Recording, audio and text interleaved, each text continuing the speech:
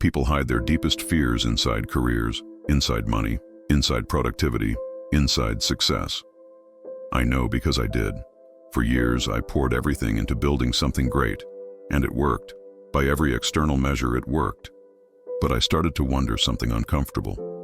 What happens when we build everything and leave God out of it? This is my story, and it's not comfortable, but it's true.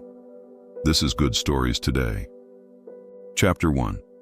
The External Container. My name is Marcus. I'm 38 years old. I run a digital marketing agency. We do well, really well. I started the business when I was 29. Just me, a laptop, and a dream. 9 years later, we have 12 employees, major clients, and revenue I never imagined. From the outside, I made it. I grew up in a Christian home, church every Sunday, youth group, mission trips. I believed in God. I prayed, sometimes, when things got hard, when I needed help. But as I got older, faith became background noise. Not something I rejected, just something I didn't prioritize. I was busy building, and God understood that, right? By my mid-30s, my life looked perfect.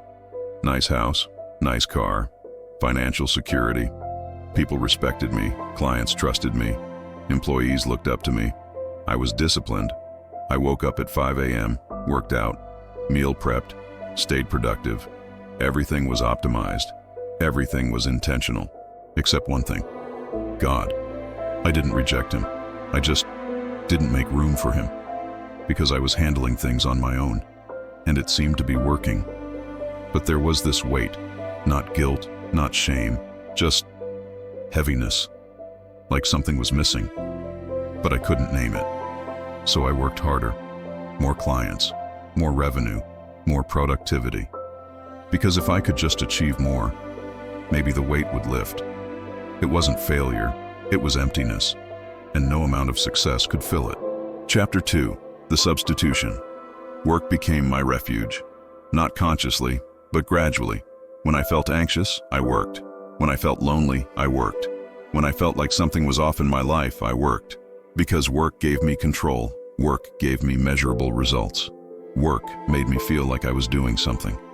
My identity became performance. I was Marcus, the successful entrepreneur. Marcus, who built a company from nothing. Marcus, who figured it out. And I needed that identity. Because without it, I didn't know who I was. Metrics became my purpose. Revenue, growth, client retention. I tracked everything, optimized everything. And when the numbers went up, I felt good. When they went down, I felt terrible. My worth was tied to my output, and I didn't even realize it. Applause became my validation. When clients praised my work, I felt alive. When employees thanked me, I felt valued. When people said, "Man, you're killing it," I felt something. But it was never enough, because applause fades, and then you need more. I wasn't chasing success.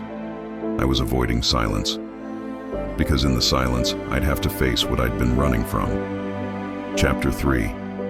The Quiet Question. It happened on a Tuesday night. I'd just finished a 14-hour day, closed a big contract, celebrated with my team. I drove home, walked into my empty house, sat in my office, and I stared at my computer screen. The project I'd been working on for months was done. Successful, profitable, everything I'd worked for. And I felt nothing. I turned off the screen, sat in the dark. And for the first time in years, I let myself be still. Really still. No podcast, no music, no distraction. Just silence. And in that silence, a question surfaced. Quiet, unwelcome, undeniable. If this all works, why do I still feel lost? I tried to push it away, told myself I was just tired, that I needed a break. But the question wouldn't leave, and then another one came. Where is God in all of this? I sat with that for a long time, and I realized he wasn't. Not in my plans, not in my decisions, not in my daily life. I'd built this entire thing, this business, this life, this identity, without him. Not because I didn't believe, but because I didn't need him. Or so I thought. That night I prayed for the first time in months. Not a bless this food prayer, not a help me with this deal prayer, but a real, honest prayer. God, I don't know what I'm doing. I've built all of this, and it feels empty. I don't know if I've been running towards something or away from something, but I can't keep doing this. I didn't hear a voice. I didn't feel a sudden peace. But something shifted. God wasn't absent. I had been. And in the silence, I finally felt it. Chapter 4. The Resistance. The next few weeks were hard, not because things fell apart, but because I started to see clearly. I saw how much of my identity was wrapped up in achievement, how much of my peace depended on productivity, how much of my worth was tied to what I could produce. And I realized I was terrified to let go. I'd tell myself things like, God understands I'm busy. He knows I'm doing my best. I'll focus on faith later. Right now, I need to grow the business. I pray. I believe. That's enough, right? But it wasn't enough. Because faith postponed becomes faith avoided. The truth was, I was afraid. Afraid that if I put God at the center, I'd lose control. Afraid that if I prioritized Him, my business would suffer. Afraid that faith would make me look weak, or overly religious, or impractical. So I kept Him at arm's length, close enough to feel spiritual, far enough to stay in control. But you can't build a life with God and keep Him on the sidelines. It doesn't work that way. Chapter 5. The Shift. The shift didn't happen overnight. It started with a decision, a quiet, private decision that no one else saw. I stopped asking God to bless my work, and I started asking Him to be at the center of it. I prayed differently. Not God, help me close this deal. But God, is this the work you want me doing? Not God, make my business grow. But God, what are you building through me? It was uncomfortable because it required me to listen, to wait, to let go of control. I started my days differently. Instead of jumping straight into work, I spent time in prayer, in scripture, in silence. Not because it made me more productive, but because it centered me. And slowly, things started to change. Not externally. The business didn't suddenly explode, but internally, everything shifted. Work stopped being my refuge. It became my service. I wasn't working to prove my worth. I was working because God had given me gifts to steward. Success stopped being the goal. Obedience became the goal. And rest stopped feeling like failure. It started feeling like trust. I didn't ask God to bless my project. I asked Him to be at the center of it. And that changed everything. Chapter 6. Redefining Success. 6 months later, my business looked almost the same. Same clients, same revenue, same structure. But I was completely different. I stopped measuring my worth by my output. I started measuring it by faithfulness. Did I steward my gifts well?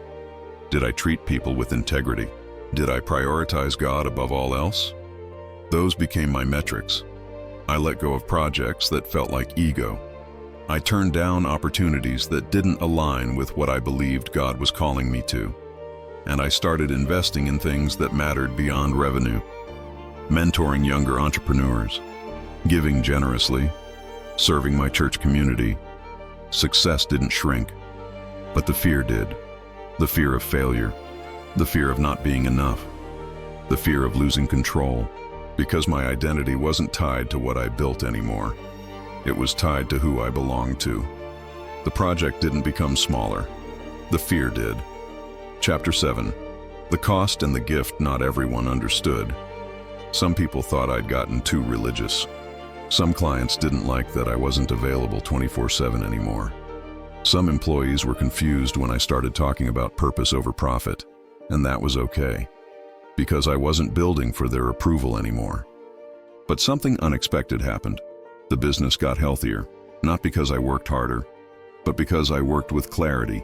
I made better decisions, hired better people, served clients with more integrity, and people noticed, not the success, but the peace. One of my employees said something that stuck with me. "Marcus, I don't know what changed, but you're different, and it makes me want to be different too." That's when I realized, when you put God at the center, it doesn't just change you, it changes the people around you. Because people don't just want success, they want meaning, and meaning only comes from something bigger than us. Conclusion. The question you can't avoid. I'm 39 now, and I'm still building. But I'm building differently. Not for applause, not for validation, not to prove I'm enough. But because God called me to steward the gifts He gave me. And that's enough. Some people will be uncomfortable with this story. They'll think it's too much, too religious, too direct. And that's okay, because this isn't about making everyone comfortable. It's about telling the truth. When God is removed from the center, we don't become more free. We just become more busy, more anxious, more empty, more exhausted. So I want to ask you something, not to judge you, but to make you think. What are you building, and who is really at the center of it? Is it your ego, your fear, your need for control, or is it God? Because you can build a beautiful life. You can achieve everything you set out to achieve. But if God isn't at the center, it will always feel hollow. This is Good Stories Today.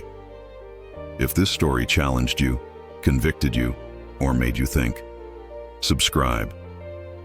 We share honest, sometimes uncomfortable stories about faith, identity, and what it means to build a life that actually matters. And if this story resonated with you, or if you're struggling with this tension yourself, leave a comment below and write where you are listening from. Remember, success without God at the center isn't success. It's just noise. Thanks for listening. See you in the next story.